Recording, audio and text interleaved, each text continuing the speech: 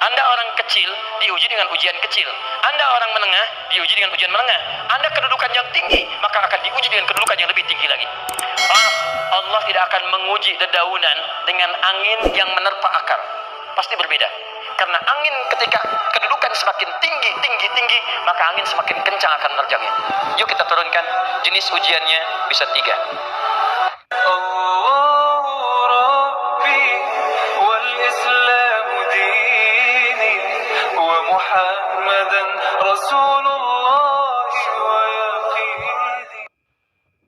Maka di sini ada gambaran pada kita yang pertama, kalau antum sedang dibimbing oleh Allah menuju kedudukan yang tinggi, maka sadarlah teman-teman, saat yang bersamaan antum tidak akan sunyi dari rintangan-rintangan sekitaran. Catat itu baik-baik. Anda kedudukan biasa, naik luar biasa, maka hambatannya itu akan semakin meningkat, tidak sama dengan sebelumnya. Anda orang kecil diuji dengan ujian kecil. Anda orang menengah diuji dengan ujian menengah. Anda kedudukan yang tinggi, maka akan diuji dengan kedudukan yang lebih tinggi lagi. Maaf, Allah tidak akan menguji dedaunan dengan angin yang menerpa akar. Pasti berbeda. Karena angin ketika kedudukan semakin tinggi, maka angin semakin kencang akan menerjangnya. Yuk kita turunkan. Jenis ujiannya bisa 3. Bismillah. Tenang aja mas ya. Antum lihat aja, tulis ya. Nah, biar saya ngapus, insyaallah. Perhatikan baik-baik. Sini. Kedudukan bersanding dengan ujian. Kalau rumus fisikanya, F berbanding lurus dengan P. Gaya berbanding lurus dengan tekanan. Jadi kalau antum misalnya rumus asalnya F1 sama dengan F2, gaya gerak sama dengan gaya dorong. Kalau dikembangkan ke sini, tenaga kecil begini, maka yang bunyi kecil. Kalau besar, semakin besar lagi. Nah, memahami rumus ini, F sama dengan P. F berbanding lurus dengan tekanan. Ada gaya tekanan juga yang cukup kuat. Ketika antum pukul kencang, suara kencang. Tapi ini lebih sakit kan? Tekanannya lebih kuat. Itu agak berbeda. Itu dalam persepsi positif. Dalam persepsi negatif juga bisa. Gaya berbanding lurus dengan tekanan. Semakin orang banyak gaya, semakin tertekan hidupnya. Ya. Tanya. Sekarang lihat sini. Rumus ini kalau kita turunkan lewat ayat, am hasibtum an tadkhulul jannata. Apakah Anda akan duga begitu mudah masuk surga? Walamma yatikum matalul ladzina khalau min qablikum. Sementara Allah belum menguji Anda seperti orang dulu yang dijamin surga mendapati ujian. Apa jenis ujiannya? Ini manhaj hidup kita dan kita berhenti di sini. Maaf, saya mungkin hanya 5 ayat dulu untuk hari ini ya. Masat umul ba'sa. Ujian pertama disebut dengan ba'sun. Jamaknya ba'sa. Ba'sa. Ini masih ringan. Misal, jarang ke masjid, sekarang mulai ke masjid. Begitu antum ke masjid, Allah kasih ujian. Sesuai dengan kadar niat antum. Kasih ujian gerimis. Ke masjid gak? Itu ba'sun. Begitu antum ke masjid, orang Arab katakan, nazil matar. Turun hujan. La ba'sa. Gak ada masalah. La ba'sa. Tidak ada masalah. Serap ke dalam bahasa Indonesia, lewat. Labas, lewat. Ringan. Berarti kalau antum diuji dengan yang ringan, maka antum kadarnya masih ringan, akan dinaikkan kepada yang menengah. Akan yang menengah. Hati-hati betul. Kalau antum belum lulus yang di sini, maka antum akan terus sampai di sini, sampai lulus di sini. Sampai lulus. Antum mau berangkat ke masjid gerimis bisa. Tiba-tiba nggak jadi di rumah. Istri antum mengatakan, "Pak, kok nggak ke masjid? Hujan mah kan cuman gerimis, takut teriak, masya Allah." Padahal antum misalnya belum kuat untuk berangkat, maka antum akan terus diuji di sini. Lihat rumusnya, Quran surah kedua ayat 286. La yukallifullahu nafsan illa.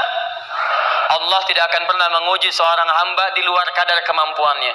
Jadi kalau antum masih ujian yang ringan, antum diberikan yang ringan. Antum naik menengah, diberikan yang menengah. Antum naik lagi level tinggi, diberikan ujian yang berat. Menengahnya disebut dengan darrun. Waddarra. Dari ba'sun jadi darrun. Jamaknya darra. Sudah menyakiti fisik. Kena fisik. Sudah melukai. Hujannya makin deras. Ya. Kalau dalam kehidupan, yang ini mungkin celaan biasa.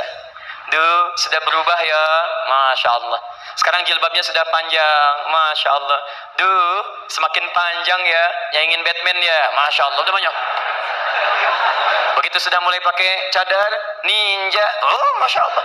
Dorong, sudah nggak enak ke fisik. Dorong. Lihat rumusnya ya, lihat rumusnya baik-baik. Ini lebih menenangkan pada jiwa. Ketika Anda dalam level-level seperti ini, Ini artinya Allah sedang menaikkan iman Anda dalam level yang lebih tinggi lagi. Jadi ketika ada celaan menghunjam dalam lisan seseorang, sudah mulai menyakiti, itu sebetulnya pengakuan dari Allah lewat lisan orang itu, bahwa Anda sedang diangkat keimanan pada tingkat yang lebih tinggi. Ada yang mengatakan, kamu kenapa sih pakai jilbab begitu? Yang biasa aja kali. Mah, yang iman biasa sudah banyak. Saya ingin menampilkan keimanan yang luar biasa.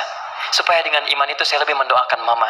Saya menampakkan amalan-amalan. Mudah-mudahan pahalanya bisa buat mama. Masuk dengan bahasa yang baik. Masya Allah. Jadi kalau antum bisa melawan hal-hal demikian dengan bahasa yang indah, itu nyaman kepada jiwa. Kadang-kadang ada kalimat-kalimat yang tidak perlu pakai dalil, teman-teman sekalian. Kembalikan ke sini. Terakhir, wazulzilu zilzal. Zulzilu zilzal.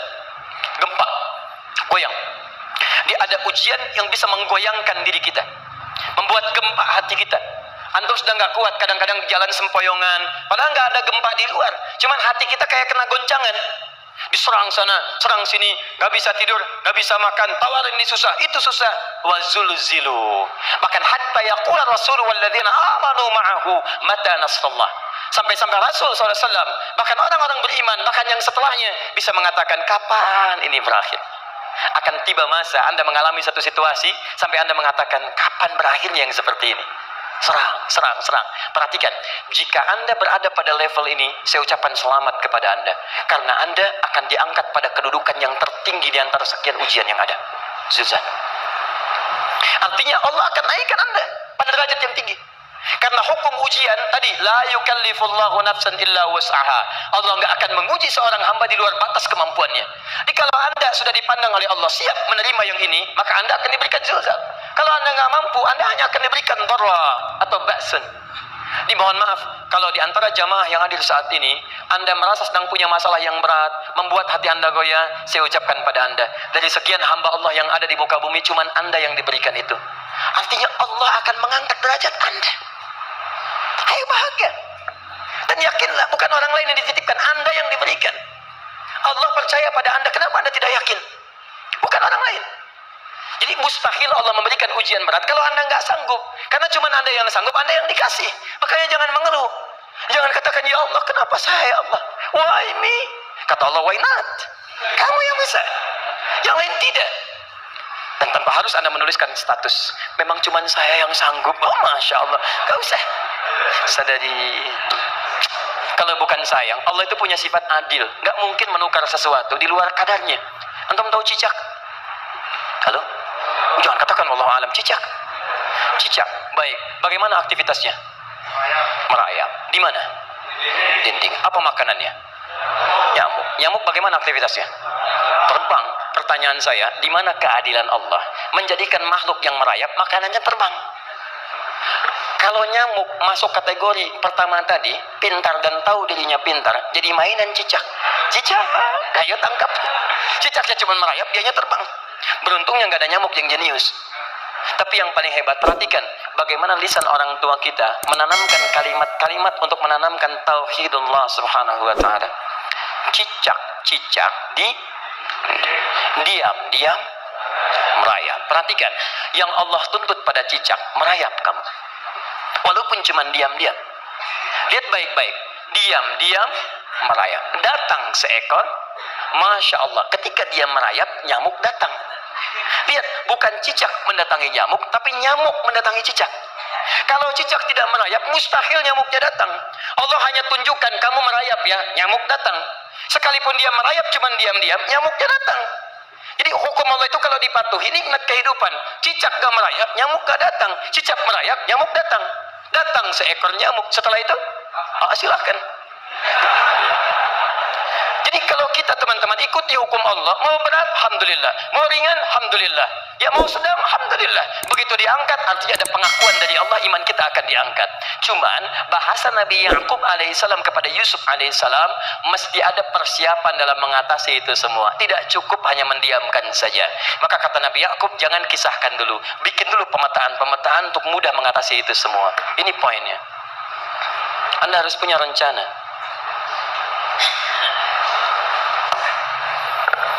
Maka Nabi Ya'qub menyiapkan, bekali dulu ini, siapkan itu. Kalau ambil ke aspek teori untuk kita sekarang, tafsir dari ini, untuk menyelesaikan solusi di Quran surah kedua ayat 214 tadi, maka jawabannya ada di Quran surah ketiga ayat 142, paling kiri sebelah atas. Ini kanan sebelah bawah, ini kiri sebelah atas.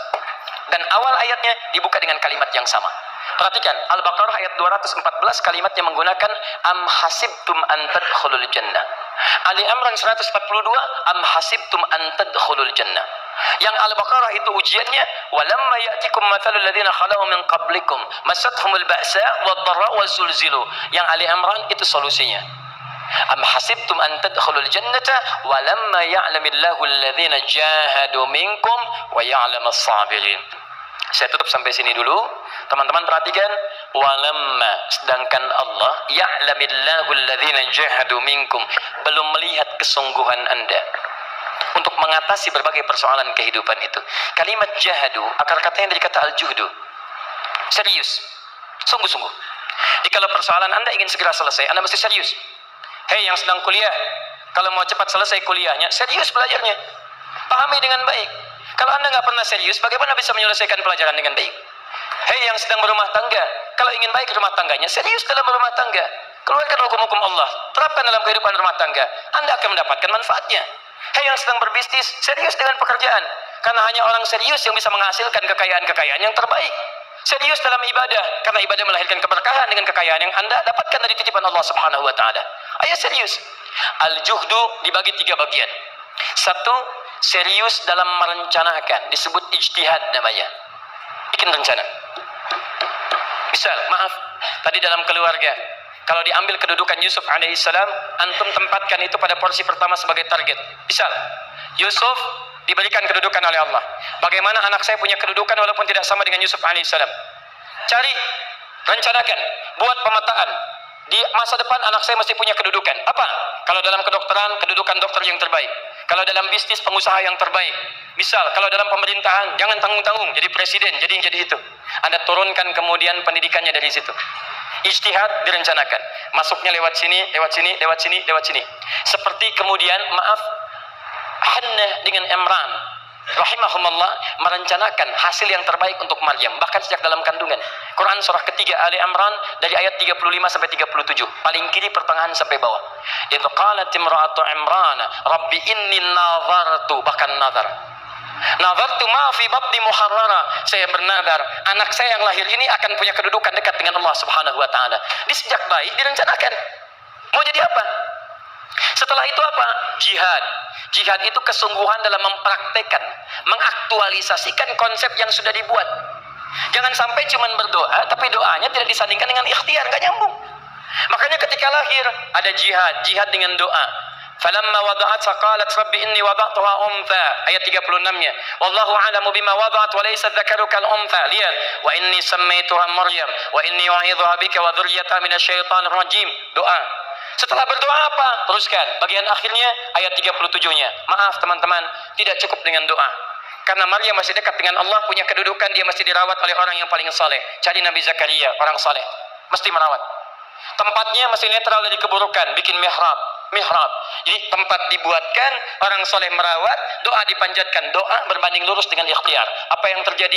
Ayat 37-nya. Fataqabbalaha rabbuha biqabulin hasanin wa ambataha nabatan hasana. Maka Allah Subhanahu wa taala menerima usaha orang tua ini. Doanya diterima, ikhtiarnya diterima. Jadi kalau antum mengambil ayat tadi, diterapkan dalam kehidupan, rencanakan teman-teman sekalian. Anak mau sekolah di mana? Mau jadi apa? Turunkan ke bawahnya. Oh, dia mau jadi dokter yang hafal Quran, turunkan. Pendidikannya di sini sampai paling kecil dia. Siapa gurunya yang dekat dengan Allah? Sekolahnya yang menjauhkan dari hal-hal keburukan. Sampai satpamnya soleh, securitynya soleh, koperasinya orang-orang soleh, gurunya orang-orang soleh. Hadirkan. Kalau ikhtiarnya sudah nyambung dengan doa, maka fataqabbalallah. Taqabbalaha rabbuha. Diterima Maryam, antum diterima. Ini kadang-kadang yang nggak nyambung nih begini, doanya nggak nyambung dengan ikhtiar, itu masalahnya. Ya Allah, mohon ya Rabb, jadikan anak saya rajin sholat, hafal Al-Quran, tapi ditempatkan di sekolah yang tidak pernah mengajarkan sholat, nggak nyambung. Ditempatkan di tempat yang tidak pernah mengajarkan Quran, tidak nyambung. Nggak ada kesamaan di situ. Maka Nabi Yakub alaihissalam memberikan gambaran kepada anaknya, "Nak, kamu akan punya kedudukan begini. Hati-hati. Setiap ada kedudukan akan ada rintangan. Kamu harus punya rencana untuk merencanakan solusi-solusi terbaik untuk itu." Kemudian yang terakhir, ini yang paling hebat, mujahadah. Perjuangan melawan emosi. Karena tidak sedikit tantangan itu, maaf, yang berat itu bukan menghadapi fisiknya, tapi menghadapi diri kita sendiri. Mau ke masjid, malas, itu yang susah dihadapi dibandingkan dengan hujan. Hujan ada payung, malas mau pakai apa? Maaf, menurun, semangat turun, malas datang, kecewa datang, pesimis datang, lawan, namanya mujahadah. Gabungkan ketiganya, isi dengan sabar. Wa ya'lamas sabirin. Manhaj itulah yang diberikan kepada Yusuf, sehingga Yusuf nanti mengalami tahapan-tahapan kehidupan sampai dengan beliau mencapai puncak tertinggi, disebut kemudian menjadi Al-Aziz, dan disitulah kemudian terbukti mimpinya setelah 40 tahun atau 80 tahun disebutkan dalam satu riwayat, maka terbuktilah mimpi ini. Punya kedudukan, bapak ibunya beserta saudara-saudaranya sujud di hadapan Yusuf alaihissalam. Teman-teman, ini baru 5% dari pengajaran yang ada di surah Yusuf. Masih banyak hal yang lainnya. Bagaimana ketika mohon maaf bertemu dengan saudaranya. Saya kasih bocoran sedikit. 10 orang rapat di satu tempat untuk mencelakai Yusuf. Setelah mereka menyimpulkan bapaknya itu lebih perhatian kepada Yusuf. La Yusufu ahabbu ilaina. Yusuf itu lebih dicintai dibandingkan kita pada diri bapak kita. Bapak kita salah nih. Bapak kita salah. Masya Allah. Bapak kita sesat nih. Ya, inna abana lafi dhalalim mubin. Bapak kita sesat banget nih. Salah bapak nih. Ya harusnya kita yang dicintai, kita lebih kuat. Wa nahnu usbah, kita lebih hebat dibanding dia. Rapat teman-teman. Yang hebat begini, 10 orang rapat. Diajukan usulan untuk membunuh Yusuf. Saya mau tanya pada antum, kalau 10 orang rapat, 9 mengusulkan A, 1 mengusulkan B, kira-kira yang diterima secara quorum 9 atau 1? 9. Ini bisa tertukar. Pembunuhan diusulkan, 9 orang condong, 1 orang mengusulkan, la taqtulu Yusuf, jangan bunuh Yusuf, alqihi fi ghayabatil jubbi yaltaqithu ba'du sayyarah, cukup lemparkan dia ke tempat gelap, kemudian di tempat itu akan lewat para kafilah, dia diambil dan menjauh dari kita. Yang penting kan Yusufnya nggak ada, supaya dosa kita nggak berat-berat amat. Yusufnya ambil, itu kan tujuan kita. Lihat baik-baik, biasanya setan kalau sedang melakukan sesuatu itu nggak akan nanggung, nodong bisa pembunuhan, lempar bisa perampokan. Tapi ini yang aneh, kenapa 9 orang yang untuk membunuh itu tiba-tiba belok menyepakati rencana yang pertama? Yang 1 orang, 9 orang, 10 orang rapat, 9 punya A, tiba-tiba yang 9 berpindah kepada yang B yang cuma 1 orang. Kenapa bisa terjadi?